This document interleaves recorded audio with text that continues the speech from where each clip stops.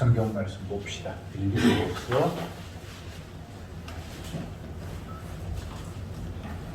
빌립보서 1장 22절부터 마지막 절까지 교독하겠습니다. 22절. 그러나 만일 육신으로 사는 이것이 내 일의 열매일진데 무엇을 가리려는지 나는 알지 못하노라. 내가 그 사이에 끼었으니 그라서 그리스도와 함께 있을 영광을 가진 이것이 더욱 좋으나 그러나 내가 육신에 거하는 것이 너희를 위하여 더 유익하리라. 내가 살 것과 너희 믿음의 친구와 기쁨을 위하여 너희와 함께 가할 것을 주시리니 내가 다시 너희와 같이 있으므로 그리스도 예수 안에서 너희 자랑이 나를 인하여 풍성하게 하려 함이라. 오직 너희는 그리스도 복음에 합당하게 생활하라. 이는 내가 너희를 가보나 떠나 있으나 너희가 있음도 없어서 한 뜻으로 복음의 신앙을 위하여 협력하는 것과 아무 일에든지 대적하는 자를 인하여 두려워하지 아니하는 이 일을 듣고자 함이라. 이것이 저희에게는 멸망의 빈거요 너희에게는 구원의 빈거니 이는 하나님께로부터 난 것이니라. 그리스도를 위하여 너희에게 은혜를 주신 것은 다만 그를 주실 뿐 아니라 또한 그를 위하여 고난도 받게 하십니다. 너희에게도 같은 싸움이 있으니 너희가 내 안에서 본 바요 이제도 내 안에서 듣는 바니라. 아멘. 아멘. 빌립보서는 바울이 로마 옥중에서 보낸 서신이다. 제가 지난주에 그렇게 말씀을 드렸습니다. 그래서 옥중 서신이다. 그리고 또 특징은 옥에 갇힌 사람이 바깥에 있는 사람에게 편지를 하면서 기뻐하라, 감사하라, 찬양하라 이런 내용으로 가득 채워져 있습니다. 과연 옥에 갇힌 사람이 바깥에 있는 사람에게 기뻐하라고 말할 수 있는가? 기뻐야 기쁜데 별로 안 기쁠 것 같은데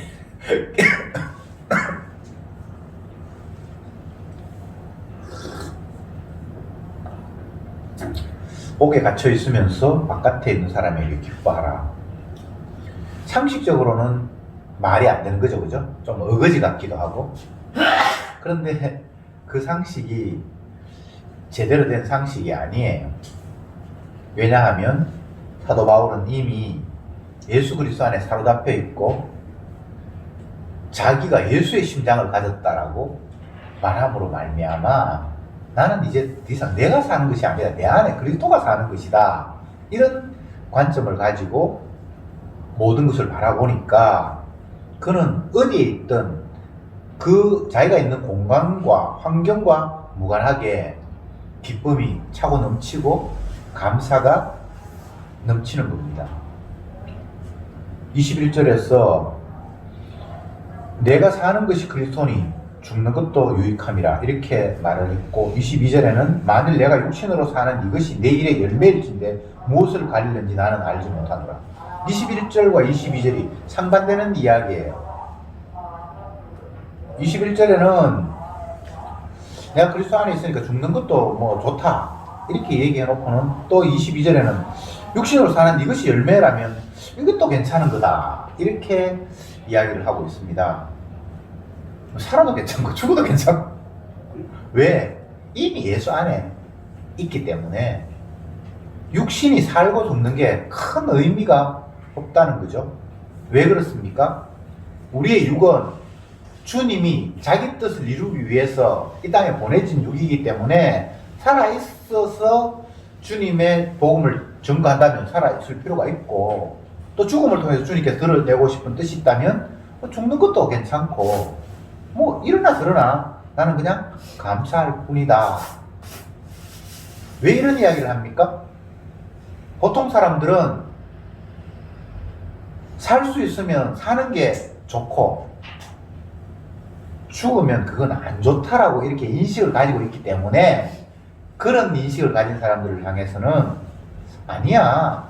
사는 것도 주를 위해 살고 죽는 것도 주를 위해 죽는 거기 때문에 사는 것 죽는 거 아무 상관이 없어. 이걸 조금 더 구체적으로 이야기를 하면 내가 옥에 갇혀 있다고 해서 너희들이 염려하고 걱정하는데 옥에 갇혀서 복음이 전파된다라면 이 갇히는 것도 괜찮고 또 나가서 복음을 더 넓게 전파할 수 있다면 그것도 괜찮고 아무 문제가 없는 거야 라는 이야기를 지금 바울은 하고 있는 겁니다. 이래도 괜찮고 저래도 괜찮고 이래도 저래도 모든 것이 예수 그리스도 안에서는 이해만 된다. 아니요는 없다.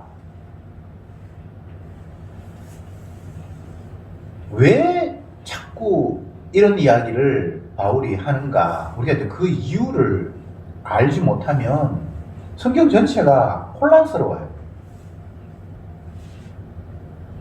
빌립보서뿐만 아니고 바울서 신 전체에서 이런 이야기가 너무 많습니다. 결혼을 해도 되고 안 해도 되고 우상의 재물을 먹어도 되고 안 먹어도 되고 아니 하나를 해야 선악 개념을 가지고 있는 우리에게는 하나를 해야 되잖아요. 반대 개념을 하면 안 되잖아요. 결혼하는 게 유익합니까? 안 하는 게 유익합니까? 하는 게 유익할 때도 있고 안 하는 게 유익할 때도 있고 이런 식으로 이야기를 한단 말이죠.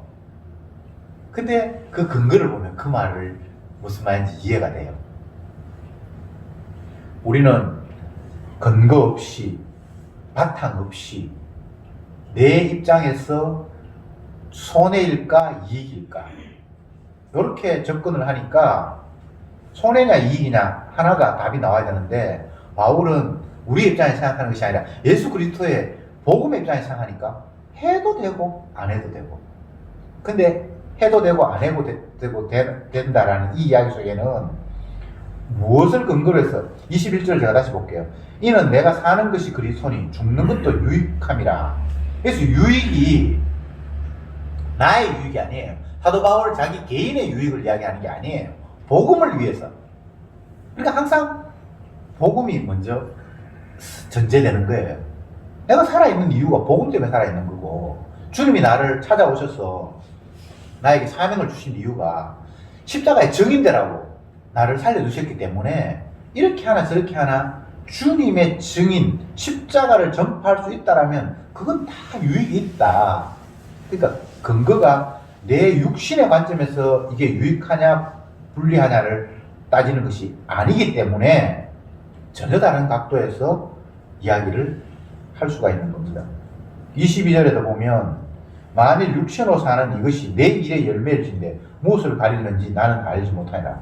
이것은 자기의 열매가 아니고 사실 주님의 열매인데 살아있는 것이 주님의 일, 주님의 열매를 맺는 것이라면 사는 것도 괜찮지. 아니 죽는 게 좋단 말입니까? 사는 게 좋단 말입니까? 아니 죽어도 괜찮고 살아도 괜찮고 이렇게 애매하게 이야기를 하고 있는 거예요. 근데 애매한 게 아니고요. 주님의 관점에서 보면 일어나 저러나 다 주님이 나를 이끌고 있기 때문에 내 입장에서는 아무 문제가 없다는 거예요. 옥에 갇혀도 괜찮고 풀려나도 괜찮고 살아도 괜찮고 죽어도 괜찮고 그럼 뭐가 안 괜찮은데 복음 안에서는 안 괜찮은 게 없어요.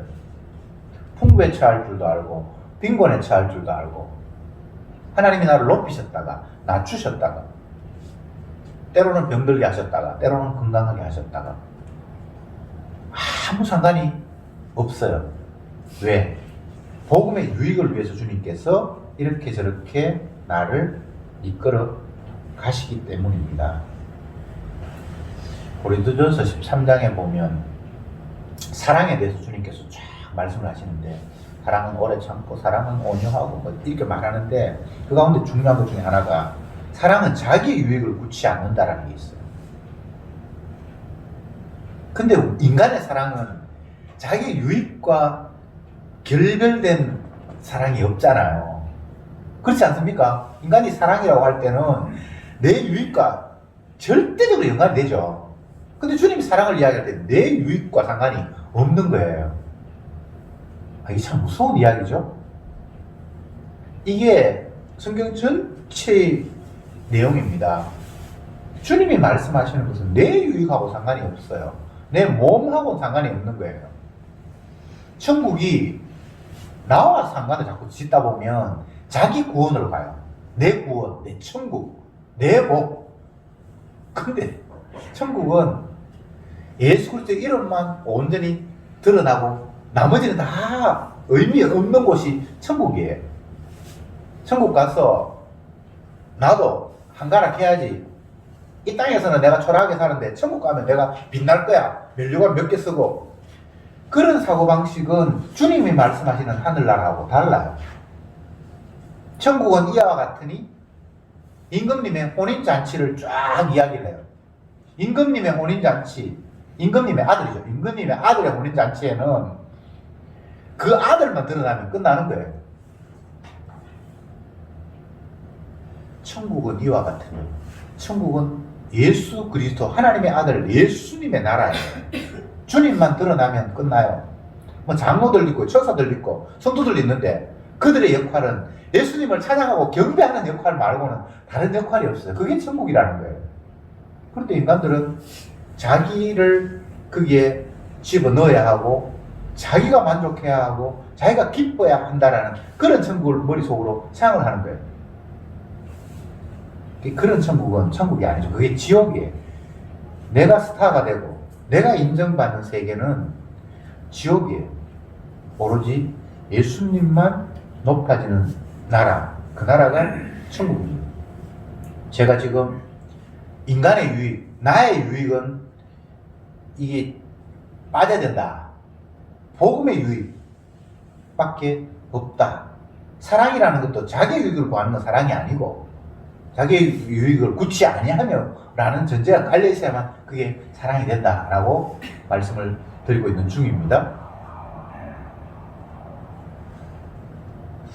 내가 빠져버리고 사랑이다? 이건 인간적인 관점에서 상상이 안 되는 거예요. 누구를 사랑한다, 사랑을 받는다. 그럼 반드시 거기는 내가 주인공이잖아요.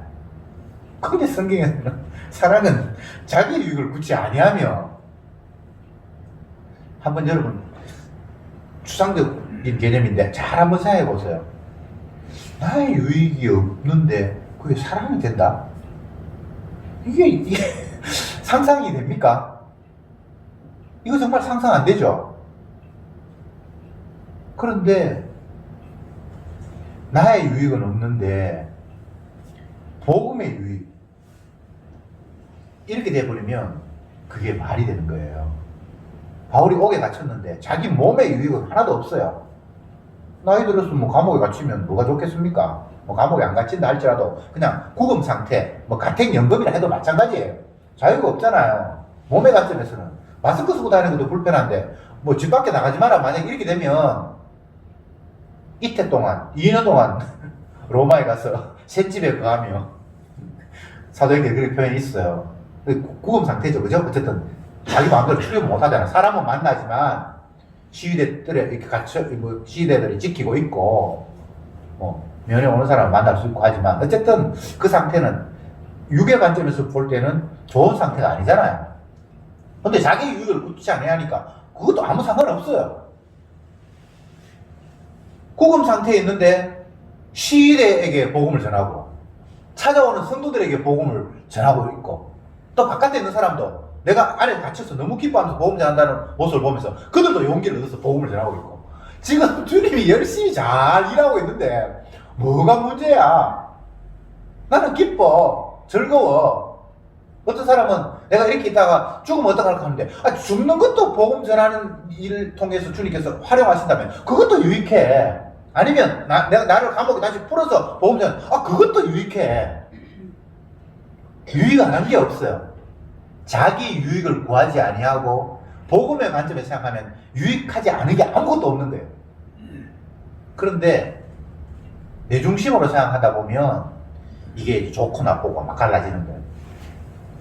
내 중심으로 생각하면 건강하면 좋고 병들면 나쁘고, 내 중심으로 생각하면 감옥에 갇히면 나쁘고 훈련하면 좋고, 반드시 이렇게 선악적으로 나눠져요. 근데 그리스도의 복음을 생각을 하면 아무것도 걸리질거릴 게 없는 거예요.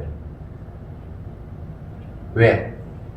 주님이 복음을 위해서 이렇게도 하시고 저렇게도 하시고, 웃게도 하셨다가 울게도 하셨다가, 만나게도 하셨다가 헤어지게도 하셨다가. 근데 그 만나고 헤어짐 자체가 다 주님의 복음을 위한 거예요. 빌립 집사가 성령에 이끌려서 광야로 갑니다. 광야로 왜 가요? 광야 지나가는 구스 넷이 만나게 하시려고. 만약 여러분들이 스스로 갈 길을 선택할 수 있다면 복음 전하려고 하는 사람이 광야로 안 가죠. 시장이나 사람들 많이 모이는 도시로 가야 되죠. 그죠? 근데 그게 지 의지대로 되는 게 아니에요. 성령께서 광야로 그를 몰아세웠어.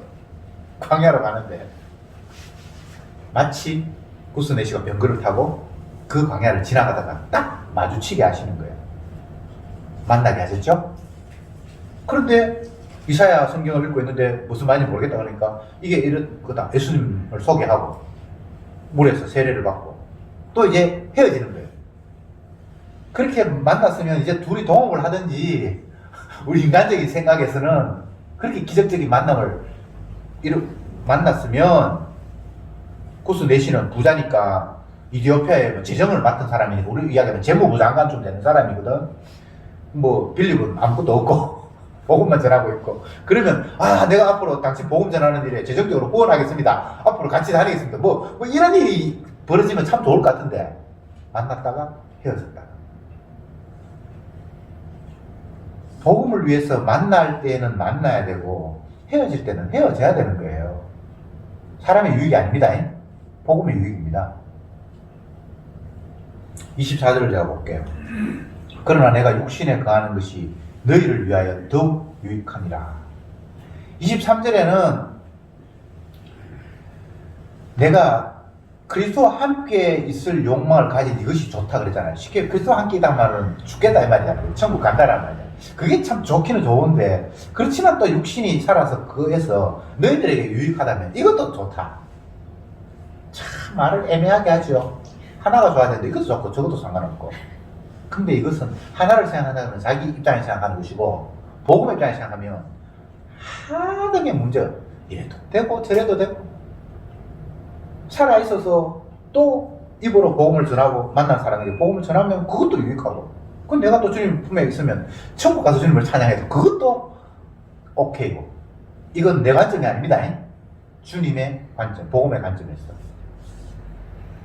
여기서 보면 유익이라는 것이 결국은 나의 유익이 아니니까 복음의 유익이니까 여기서 한 가지 정리하고 넘어갑시다. 성도는 늘 전제되어야 할 것이 나를 위하여가 없어요. 나를 위하여가 없습니다. 왜? 내가 내게 아니니까 주인이 따로 계시니까 주인을 위하여 예수님을 위하여 다른 말로 하면 복음을 위하여 뭘 해도 복음을 위하여. 옛날에 제가 이런 이야기 했지 싶은데 이 목사님 독감 예방주사 맞았습니까? 그때 한참 겨울에 독감 뭐 퍼지다가 아니요. 복음을 위해서 맞아야 된다고. 예방주사 맞으면서 복음을 위하여라는 이야기를 내가 처음 들어봤어요. 그냥 감기 요즘 유행하는데 독감주사 맞았습니까? 이거는 뭐 그냥 우리 통상적으로 하는 이야기잖아요.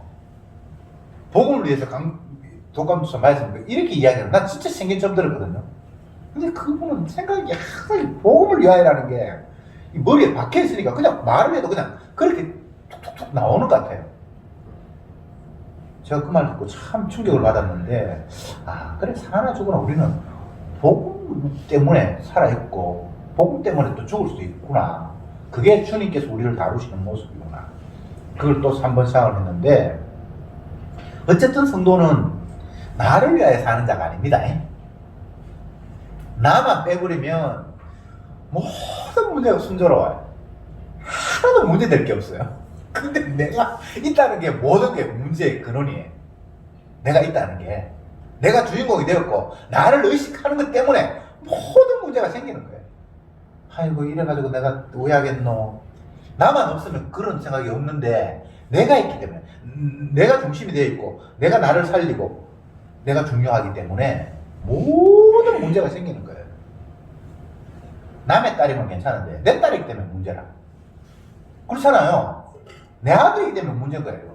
내 아들 아니면 뭐 별 문제가 없는데 내가 주인공이 되어 있고 내 중심으로 뭔가를 펼치다 보니까 모든 문제가 꼬이는 거예요. 이게 혼돈인데 질서는 예수님 때문에 이렇게 봐 질서가 탁 잡히는데 내 때문에가 돼버리면 혼돈이 마구마구 생기는 거예요. 이 나라가 대한민국이 나를 위한 나라입니까? 주님을 위해서 이 세상에 있는 거예요. 모든 것이 다 주님의 복음을 위해서 주님께서 운행하시는 거예요. 시편에서 찬양하는 모습을 보세요. 해와 달과 별을 찬양하라. 찬양하는 이유가 다 주님 때문에. 다른 이유가 없어요. 아, 햇볕이 쬐이네. 오늘 결혼식 하는데 참 날 잘 받았다. 그거는 지 생각이고. 그러다 보면 소나기 오면 막 짜증내잖아요. 아이씨, 날씨가 왜 이래. 아, 날씨가 어떤데? 아니, 결혼식 해야 되는데 비가 오면 안 되잖아요.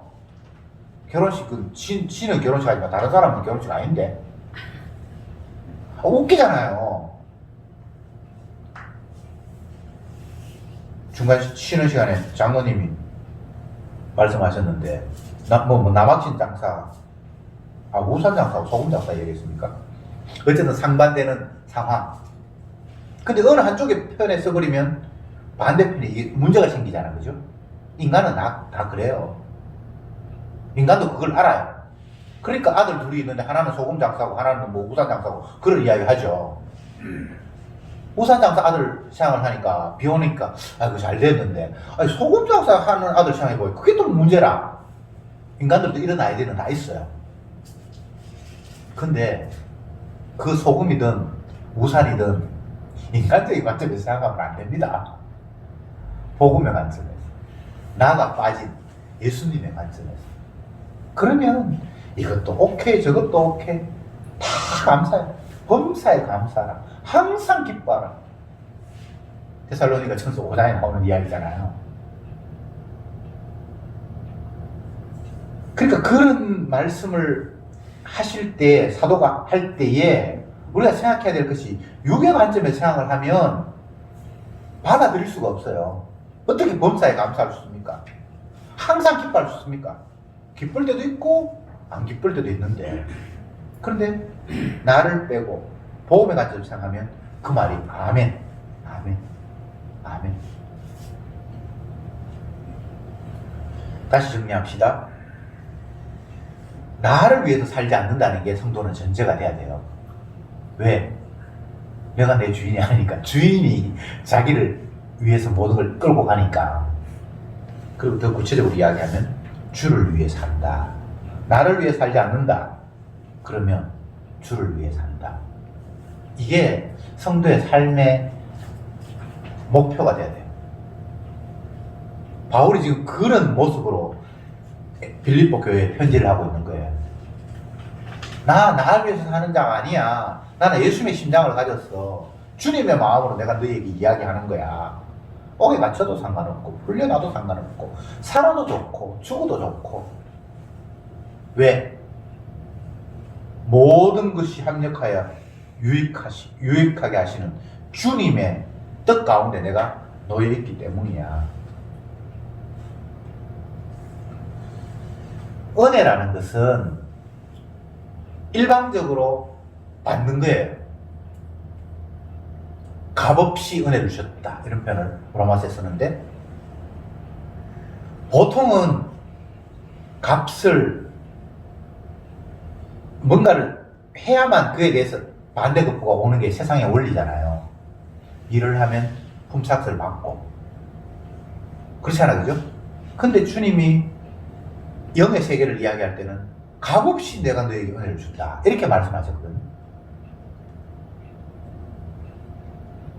값이 없는 이유가 몇 가지가 있는데, 하나는 너무 비싸기 때문에 우리가 그 값을 치룰 수 없어서 공짜로 주는 게 있고요. 또 하나는 주님의 사랑이 이 세상의 무엇으로도 측정이 안 되는 것. 그건 첫 번째 이야기예요. 주님의 사랑을 극대화시키는 차원에서 공짜로 주시는 거예요. 세상 사람들은 공짜로 받으면 그걸 좀 희쁘게 뭐 그 뭘까 대단치 않게 생각해요. 그냥 내주는 거는 공짜는 그렇지 않습니까? 뭐 그냥 무상으로 다 주는 거는 그게 별로 귀한 줄 모르잖아요. 전기세가 우리나라는 다른 나라에 비해서 좀 싸다고 해요. 그래서 실제적으로 쓰는 것만큼 다 우리가 부담을 해야 되면 지금보다 훨씬 더 올려야 된다고 해요. 뭔가 우리가 사용을 해서 사용값을 내는 것, 이게 지극히 당연한데 하나님이 공짜로 주신 게 굉장히 많잖아요. 우리가 호흡을 하고 산소를, 공기 중에 있는 산소를 이렇게 나도 모르게 흡입을 하는데, 만약 이걸 돈을 값을 지불하려면 얼마 정도 받아야 적당할 것 같아요? 하나님 앞에 얼마 정도 드려야지 적당할 것 같아요? 여러분 그런 거 생각 안 해봤습니까? 햇볕이 쪼이는데 그 햇볕 하루에 뭐 예를 들어서 8시간 햇볕 쪼인다 그러면 얼마만큼 돈을 지불하면 적당할 것 같아요? 최근에 그 해외 토픽을 보니까 러시아 어떤 지역이 갑자기 이렇게 햇볕이 쫙 쬐고 따뜻해서 사람들이 다 옷을 벗고 햇볕 일광욕 한다고 그렇게 쫙 노출한 그런 사진을 올렸어요. 저도 옛날에 러시아 갔을 때 그런 장면을 봤는데 1년에 햇볕 쫙 쬐는 날이 며칠이 안 돼서 햇볕을 보면 그 사람들이 거의 막 너무 반가워서 우리가 마치 해변에서 그 일광욕 하듯이 햇빛이 쪼이니까 그냥 수영복 그런 것도 아닌데 그냥 평소에 옷 입었는데 그걸 벗고 팬티하고 이렇게 입고 이렇게 있어요. 근데 그 사람들은 그걸 다 이해를 해요. 특별히 그게 뭐 부끄럽다든지 상식에 어긋나는 짓이 그런 게 아니라 몸이 살기 위해서 그냥 그런 식의 그냥 되는가 봐요. 물론 뭐 젊은 사람들은 그렇게 벗고 있지 않지만 나이 좀 막 한 50대 된 사람들은 부끄러움도 없이 그냥 다 벗고 이렇게 햇볕을 쪼이고 있어요. 저도 봤어요, 옛날에. 왜 그러냐? 살라고. 그런데 성도는 내가 내 것이 아니기 때문에 살기 위해서 뭔가를 행동하는 자가 아니에요. 주인 되시는 그분이 이끄심에 따라 살아가는 거예요. 그래서 나를 위해 사는 것이 아니라 주를 위해 살고, 살아도 주를 위해 살고, 죽어도 주를 위해 죽고, 먹든지 마시든지 뭘 위해서, 주를 위해 사고. 이게 인간의 의지로 하려고 하면 죽었다 깨어나도 못합니다. 어떻게 내가 다른 사람을 위해서, 나 아닌 다른 사람을 위해서 산다. 이건 안 돼요. 어떤 사람들은 뭐 부모가 자식을 위해 살지, 그런데 그것도 따지고 보면 아니에요. 나를 위한 거예요. 내 자식이. 그렇죠? 정말 자식을 위한다, 남을 위한다 라면 자식이 어떤 짓을 해도 다 사랑을 해야 돼요. 근데 그런 부모 있습니까? 자식이 엉뚱한 짓 하고 교도소 가고 하면 이 죽일로 막 그러고 막 집 나가라 그러고 화를 내잖아요. 그리고 결국은 그게 자식을 사랑하는 게 아니에요. 나의 체면을 세워줄 수 있고 나의 기쁨이 될 수 있는 범위 내에서 그런 방향으로 사랑한다라고 그렇게 말을 하는데 엄밀히 따지면 그건 사랑 아니에요. 십계명 중에 안식일을 기억하여 거룩히 지키라 이런 말씀이 있고, 유대인들은 구약에서 그것을 정말 중요한 계명으로 삼았어요. 왜냐하면 안식일을 안 지킨다고 하나님 사람을 막 죽이기도 했거든요.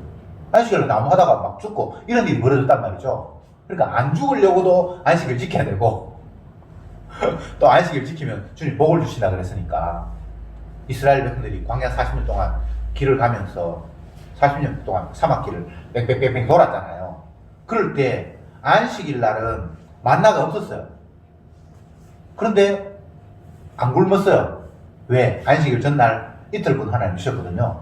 근데 이스라엘 백성들은 체험적으로 안식일에 대한 그 트라우마도 있고 체험도 했고, 안식일날 일 안 해도 하나님께서 먹을 걸 주신다라는 걸 체험도 했고, 또 안식일날 일하다가 죽는 그런 무서운 하나님의 그 심판이 있어서 그 트라우마도 있고. 그래서 이스라엘 백성들은 안식일이라는 문제는 율법 중에 독특하게 그들은 집중했어요.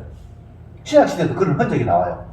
예수님을 보면서 당신은 왜 안식일을 안 지키냐? 안식일을 왜 노동을 하냐? 안식일을 왜 당신의 제자들은 벼이삭을 베어 먹냐? 뭐 안식일에 대해서 시비가 굉장히 많아요. 왜냐하면 그들은 안식일에 대한 굉장히 그 중요한 그런 삶이 전반적으로 쫙 깔려 있어요. 성경에는 간단하게 안식일을 기억하여 그렇게 지키라 그러고 뭐 안식일에 일하면 안 된다, 죽는다라는 그런 말도 있고 또 5월 이상 뭐 가지 마라 또 그런 것도 있고 또 안식일에 오락을 금하며 뭐 몇몇이 있긴 있는데 그 정도뿐만 아니라 안식일의 조항을 인간들이 막 첨가해서 엄청나게 많은 안식일 조항이 있어요. 왜냐?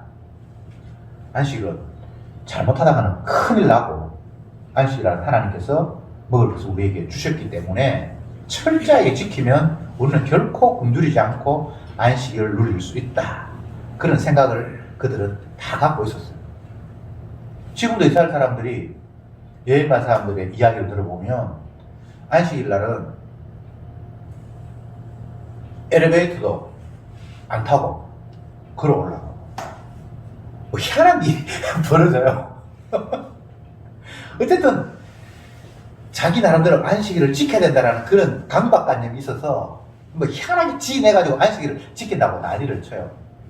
그럼 뭐 안식일을 엘리베이터 안 타면 자기들이 안식일을 호텔 장사도 안 해야 되거든요. 근데 장사는 하는데 엘리베이터는 운행을 안 한다고 그래요. 그래서 희한하게 안식일을 지킨다고 지키는데 다 그건 거짓말이에요. 자기식이 안식이에요. 주님이 안식일을 기억하여 그렇게 지키라고 말씀하셨을 때에는